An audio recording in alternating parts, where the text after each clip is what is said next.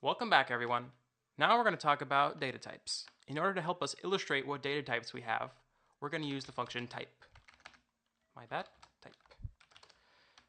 What this function does, it tells the interpreter to output the type of whatever's in the parentheses. So let's start with type 2. What this is integer.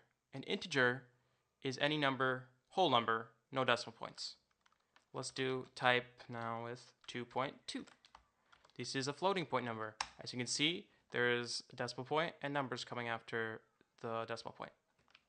Let's do a really long integer now. 2 with lots of zeros.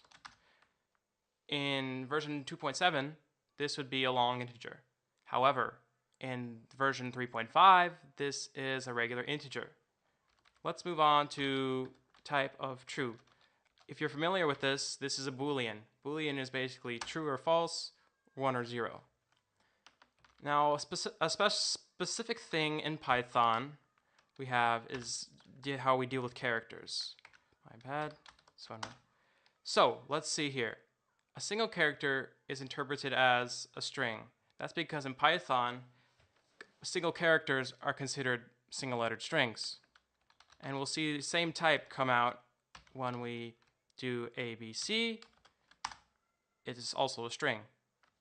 So that concludes what data types we're going to be dealing with in Python.